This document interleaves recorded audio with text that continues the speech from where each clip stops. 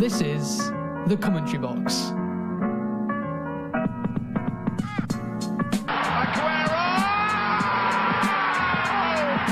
To me, tweeting was something that birds did. Dilly din, dilly dong, come on! Éder vai aguentar bem, Costiel e falta apoio ali sobre o lado direito, sai remate e o gol!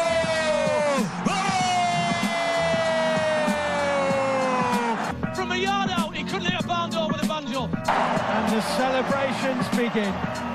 Hello and welcome to the Commentary Box. As always, you are joined by me, Sam, and Jake. Hello, Jake. Yes, another episode for you all. Should be quite a good one today. Quite a lot of little topics, but definitely very interesting ones. Yes, it's kind of been a week full of exciting and developing stories, hasn't it? With Mourinho kind of losing the plot in interviews and kind of saying what he really feels. And then, of course, you got Champions League, FA Cup. It's just been a week full of football. But also, it's snowing here in the UK, isn't it? Yeah, not setting, sadly. I've seen a couple of grit vans that maybe gone, oh, you. Yeah. But it has been a little bit. Gilliam's game actually got called off because of the snow. Because our away stand doesn't have a roof, because the chairman doesn't really feel a need to pay out on the away fans, stop it from raining or something. But because of that, Bristol Rovers fans had to do a very, very long round trip. No, not Bristol, Blackburn Rovers had to do a very, very long round trip. So horrible. Very sorry that my chairman does not want to pay out for you guys. Yes, and that's an apology from Jake, who was a Gillingham fan. Yeah, not Gillingham, the actual club. I don't work for them. No. But without further ado, we shouldn't let the Beast from the East 2 stop us from doing our podcast. So these are the topics we have coming up. So we're going to be talking about Mark Hughes. We're going to be doing a bit of a weekly roundup of all the football last week, and we'll be talking a bit about Mo Salah. But to start with, we're going to be talking about this week's football, because it certainly was an exciting week of football, wasn't it, Jake? Yeah, so if we go back to Tuesday and Wednesday for the Champions League, some of the results there, we had Roma beating Shakhtar Donetsk 1-0, and then Roma winning on the away goal when they won 2-1 on the first leg. Roma. Then we had Manchester United having a very surprising knockout to Seville. I was very, very shocked by this, and I know there's a very, very large amount of unhappy United fans. Yes, and an unhappy Mourinho, who was very angry in his press conference at his players. Yeah, and I definitely did not see it coming at all. Anyway, then we move on to Wednesday, and we had a Chelsea team who thought, you know what, we had a good home draw. Could we get an away win? Didn't quite work out of a 3-0 victory from Barcelona. Some good goals from Messi. I saw an interview after Courtois was saying something about, because a lot of two of the goals went through his legs. He was saying about his mistakes or something to take a bit of responsibility. I thought it was quite nice to see even sort of a young keeper saying, you know what, I've done this wrong, you know, he's going to work on it, etc. Took a bit of pressure away from the team and the manager, I guess. Then Besiktas losing 3-1 to Bayern Munich, and Bayern Munich going through on an 8-1 Sorry, aggregate. that just reminded me of something. I saw a tweet by Bayern Munich after this game, and you know how Bayern Munich are renowned for their Twitter use, especially with Arsenal fans. Sorry to bring that up, any Arsenal fans. But there was a cat that invaded the pitch at Besiktas, and later on, Bayern Munich decided to run a poll on their Twitter asking who was the man of the match. I saw this. And it included the cat, and the cat won with, I think, 51% of the vote. Very narrow. He had a great game. Yes. But all that kind of left the draw to be made on the Friday for the Champions League quarterfinals, and the fixtures are as follows. Real Madrid got drawn against Juventus, which is set to be a really good tie. I think all these ties last year's final, wasn't it? Great, yeah. Should be a really, really good game, that. I think I'd definitely be one to watch that. I don't know who would really come out on top. I'd like to say Juventus, because I really like the sort of passion and defensive sort of unity they have. I think they got a really nice team. But obviously, when you're playing any team, one of the world's best players, there's going to be a big chance that they could get that. I think it'd be a very close game. I'm not sure where I stand possibly a Madrid victory, but definitely a really good and close game. And then we've got Seville Bayern Munich, which is another good game. We've got Liverpool Manchester City, which is a game against two English teams. Yeah, I was speaking to one of my friends throughout the week, and he reckons that they could win that, Liverpool coming from. And I wasn't so sure myself, but it wouldn't maybe possibly surprise me. Is it two leg or not? Two legged, yes. Two-leg of course, game. Liverpool are one of the teams that have beaten Manchester City this year. Yeah, they have beaten them, and obviously such a free-flowing attacking side.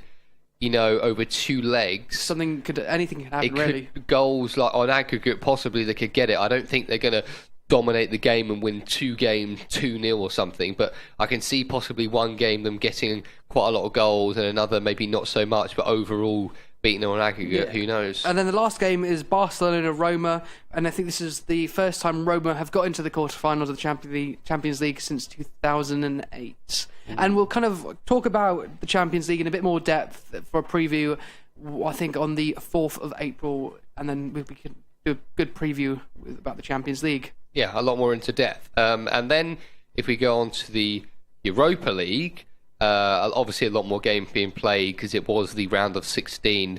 But just to sum it up for you, Atletico Madrid went through on an 8-1 aggregate against Lokomotiv Moscow. I've not heard of them before, but I presume obviously a Russian team. Then Marseille beat Atletico Bilbao over the 2 legs to go through on a 5-2 aggregate. Dynamo Kiev lost to Lazio, who went through another Italian side there, Sam. Nah, don't mention Lazio to me. Oh yeah, obviously as a Roma fan, not very happy. Never mind, that never happened. Then Victoria Pleasant. Czech Republic team. Are they? I've not heard of them before. They won on the second leg, but they lost overall to Sporting Lisbon. Zenit lost to RB Leipzig overall on aggregate. Arsenal beating Milan 3-1. They beat Gattuso's men, didn't they? Yeah, was it 2-0 in the first leg and then 3-1 the second? Yeah. So shocked when I saw this come out. Obviously Arsenal, we talk about it a lot here, where they're just always struggling for form and really not doing well in the Premier League, and then to turn it around in the Champions League to win twice very, very comfortably, it seemed. I'm just really surprised, to be honest, Sam. What are your thoughts on that? Do you think can you see how it's happened from maybe a break from the Premier League, a release of pressure? I don't know. I think you're right on your second point about the release of pressure, because AC Milan and Arsenal have two very different sides at the moment, with Arsenal kind of playing nice attacking kind of possession football, and AC Milan kind of just trying to find their feet of what they're good at the moment under a manager who is very kind of passionate, which is complete opposite to Wenger at the moment, who's a bit more reserved. Yeah. So it was bound to be a very good tie, but I think AC Milan just didn't kind of live up to the hype that we thought they would, and I think Arsenal, being a very professional Premier League team as they are, even though they do have been on a bad form, kind of just did the job, didn't they? And it was interesting to see that happen, but kind of expected in the end. Yeah, sort of got the job done in a sense there. Then Red Bull Salzburg beat Dortmund overall on the leg. It was 0-0 on the second one, and obviously that means they would have won 2-1 away. Not only to win 2-1 away from home in the Europa League is obviously a good result, but to get that against a very good German side, Dortmund, with such a big stadium, big crowd, like very good players in their team. I know obviously they've lost the likes of Aubameyang, and they've lost sort of Mkhitaryan over the years and players like that, but still I would have thought a team of that quality, especially being at home, not even to...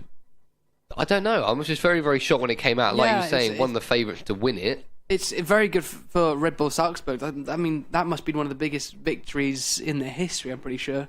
Yeah. And then the last game was Lyon, wasn't it? Yeah, it was Lyon losing to CSK Moscow on away goals in the end, 3-0. I find the away goal rule very... I don't personally agree with it. I think sort of it can be seen as a bit unfair. I just think maybe just possibly going to extra time and then penalties would be a better way to go around it. I think that might be a good discussion for another day, maybe after the reaction to the Champions League, potentially, or next round of Europa League, because it is quite a contentious issue.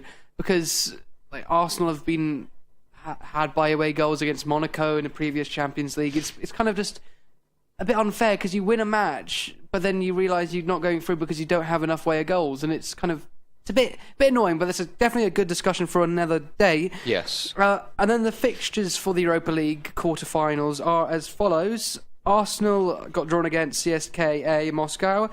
Lazio got drawn against Red Bull Salzburg. RB Leipzig got drawn against Marseille. Atletico Madrid got drawn against Sporting Lisbon. So those are 4 very interesting fixtures, and again we shall try to talk about them on the 4th of April.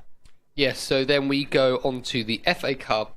A lot of results to give you here, but it's been a very, don't know the word for it, very... Busy. Busy week of football. So just a couple of days ago we had Manchester United beating Brighton 2-0 at home. I would have presumed quite a comfortable victory. I know Brighton have been one to cause a couple of upsets this season, but it didn't quite work out. Manchester United going through on that. Sam, obviously you had Tottenham at home. Before going into this, obviously now you know it's 3-0 of course. Did you feel like there was a chance you could get something out of it? I definitely did, because we obviously one of the only teams that we've lost to under Carvajal is Tottenham from a dodgy Llorente goal, and then kind of set the whole path of the game. And it was a game we could have won, even though we did lose it 2-0. So, and plus Harry Kane was out. They were playing Son up front through the middle, and it just looked like a Tottenham side that we could beat, but we just didn't turn up on the day. We gave Eriksen and Lamella way too much space, and they could just have pop shots and they would go in, and we kind of were the fate of our own downfall there. And it's a shame that we're not in the semi-finals and there's not a trip to Wembley on the cards, but quite proud to get this far, because we've in recent years been very bad in the FA Cup. Yeah, no, it's been good. I think it was a good run to get to that sort of stage anyway. Then we had Leicester playing Chelsea, and this one when Morata scored just before half-time. Vardy got another one late, and obviously that was 1-1, so went to extra time, and then Pedro got a goal. Would have been just before the half-time of extra time to win that game. Which surprising, really. I thought Leicester could have got further, and I think they'll be disappointed because they don't have a lot to aim for in the league. I mean, I think there are 3 points off Burnley now, so they could be getting a Europa League place if they push Burnley right to the end. I think this is a cup that they could have won as an outsider, and I'm a bit sad to see them out, to be honest. Yeah, I think Leicester are quite a nice team, and a team that definitely I thought was quite good. And I think, like you say, one of the things they're aiming for. But I guess sort of Chelsea perspective, not really going to do much in the league, out of the Champions League now. FA Cup, the only thing they can sort of contend for, so I guess they're going to push a lot in that, because I'm sure they'll get a top 4 finish. Then on to the last FA Cup game, which was Wigan against Southampton. Ended up being a 2-0 win, and I was just reading here just now that Mark Hughes was saying that it was sort of a statement of intent as they reached the semi-final, his first game in charge. Yeah. So obviously that must be something that they're aiming for. Obviously not doing very well in the league right now, but managing to beat a Wigan side who knocked out Manchester City and who are probably full of confidence, and everyone's kind of rooting for them as the underdog. So it's kind of a good win for Southampton in the end, because it could have been a potential giant killing. And we did ask you on Twitter 2 hours before the match what if you thought that Wigan could cause an upset. We only got 5 votes, sadly. So if you want to get involved, you can do so by following us at Box Commentary on Twitter. So you can do that and vote on these polls. But the 5 people that did vote thought that Wigan 100% could cause an upset. Yeah, I think, and sadly they didn't in the end. No, it was a little upsetting not to see them even possibly get a goal, but I'm sure they gave it their all. Obviously also that City game, we all thought you never know. But I think sort of just going back to Southampton a little bit, you know, could inspire some form in the league, doing well in the cup, but it'd be interesting to see potentially if they have a Premier League game and an FA Cup game close together, would Mark Hughes favour one over the other? But that is sort of more going on to our topic, which we can go on to now, I guess, of yes. talking about Mark Hughes, who got appointed as the Southampton manager. I remember when we did our first ever podcast, we talked about him getting sacked from by Stoke. So it's a full circle, isn't it? It is a cycle. And I think possibly, not sure what we said on what his future, but I would have thought that he would get another job, but not sure where. I definitely would have not thought it'd be Southampton. Or another Premier League job this season. I thought he might have the chance to like start in fresh somewhere. Definitely, after being there for like, sort of so long. Yeah. At Stoke, he might have taken a break, I would have thought. But it's interesting to see him back in management because he's quite an experienced manager in the Premier League. He's managed 445 games in the Premier League under teams such as Fulham, Manchester City, when they were just getting their injection of money, QPR, Blackburn. He's been around in the Premier League a lot, and I can see why Southampton have gone for him. I mean, he was actually a Southampton player as well from 1998 to 2000, so he kind of knows the club a bit. But I was still shocked, and my dad was actually, because he found out a few days later. I think he told me yesterday, and I was like, yeah, I already know. But he said to me, Mark Hughes at Southampton, and he was so surprised, and I think I was as well, because I just didn't see it coming in the end. I mean, did you see it coming at all? No, definitely for Southampton. Like you said, I thought he might have sort of been taking a break from being in football for so long. I think it's a good signing. I think he definitely can make some sort of impact there to try and keep them up and do something in the future. Just looking at the league table just to see whereabouts they are. The 18th, so the top place in relegation zone, only 2 points off West Ham being on the same goal difference. So obviously very, very close, and there's obviously a great chance he will be able to stay up. Looking at their fixtures, they've got West Ham away on the 31st. I think that sort of game against a struggling West Ham with lots of things going on in the background, I think they can definitely get a win there if they really want to. I think playing Arsenal after that, I always find predictions with Arsenal really tough, because sometimes I'm like, well, Arsenal, they're in awful form, there's stuff going on the manager.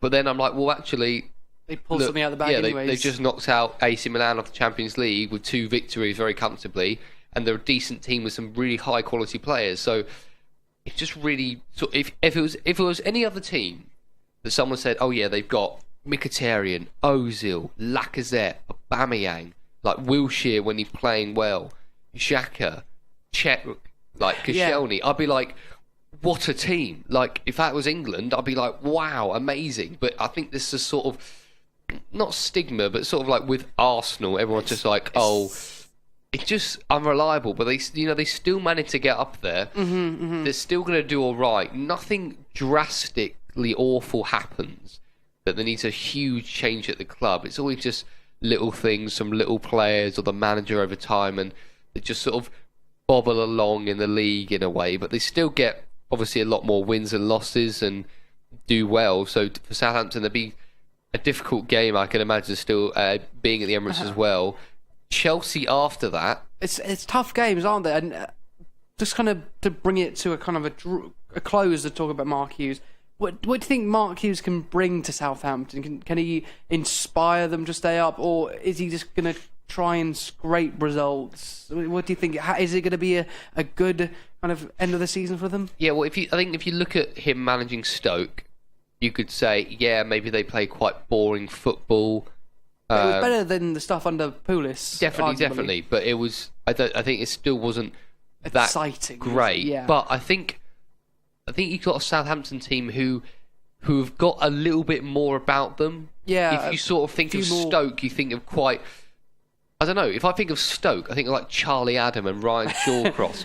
Not the most exciting players, still very good players who play at a decent level of football, but nothing that's going to be like a magical, one of those players. I think Southampton have sort of got that, they've got Gabbiadini, they've got someone like Shane Long, and obviously they used to have players like Mane.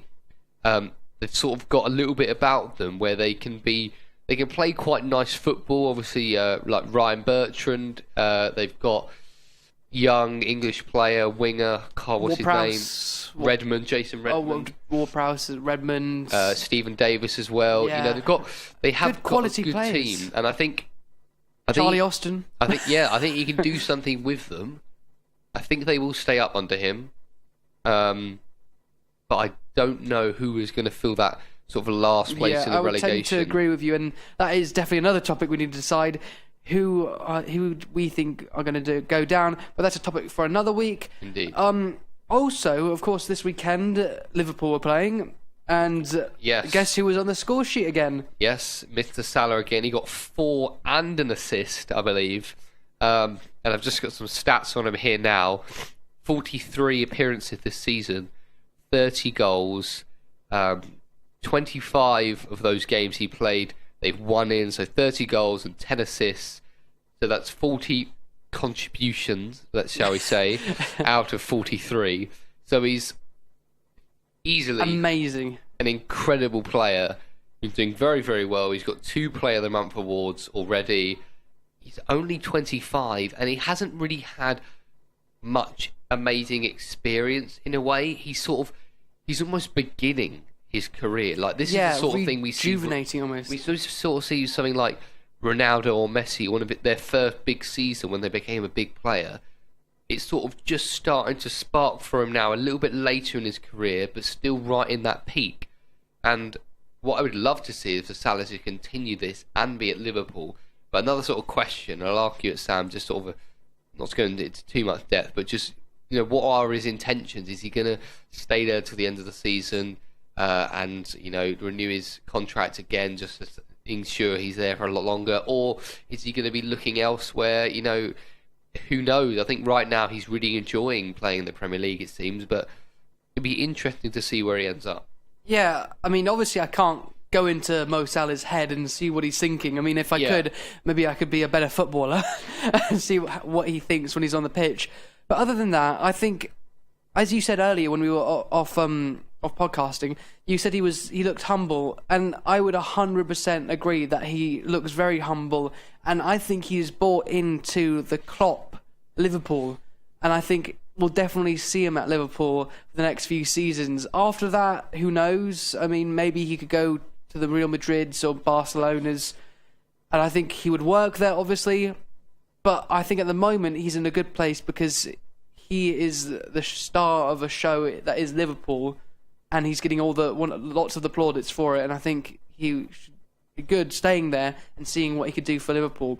And obviously he's going to be with Egypt at the World Cup in Russia, and I'll 100% be watching him like a hawk at the World Cup because it's just magnificent player to watch. Definitely. And just sort of wrap up, we've got our questions, obviously we do every week. And last week I asked who has the least amount of Premier League points in one season. So obviously a bonus if you can guess the team. But yeah, the points we're aiming for too. Did we know this one, Sam? Yes, I do know this one. Is it Derby County with 13 points? You have got half of that right. Oh. It was Derby County, but it was 11 points. It was close. Shockingly low. Yes, Rob Earnshaw, I think, was their striker for that season as well. I really don't think I'd want to be a Derby fan in that season. No, not at all. I have a feeling they only got like 2 wins as well, or maybe even 1 win, and the rest were draws. Yeah, not great times. Sad times. Not great times at all. My question is related to Mark Hughes. Topical, love yes. it. Now, Mark Hughes was, of course, manager of Manchester City. He got sacked in 2009, and I'm going to ask you, who was his predecessor? So, who was there before him? Yes. Okay. Ooh, that is very tough. Yeah. That is... post-money era at Manchester City. Yeah, that is going behind my football knowledge, but I will delve in and do calculations and try and come up with a reasonable suggestion. Maybe not even to embarrass myself on the answer for this one, but no, I will definitely give that a go. Of course, thank you for listening to this week's podcast. We certainly have enjoyed it, haven't we? Yeah, no, a really good one. Yep. Of course, we promised we would talk about Champions League and Europa League on the 4th of April, so be there for that. And of course, we'll have podcasts throughout the week, or not throughout the week. think that would be pretty good if we did, though. That'd be a lot of editing. Lots of editing and a lot of football talk. No, but of course it'll be weekly up until then. And of course, if you'd like to get in contact, you can do so by following us on Twitter at Box Commentary or via the email, which is thecommentary.box.contact@gmail.com. That can be questions you have, anything you want to talk to us about, and you can do so via those two methods. Of course, thank you for listening. See ya. See you next time.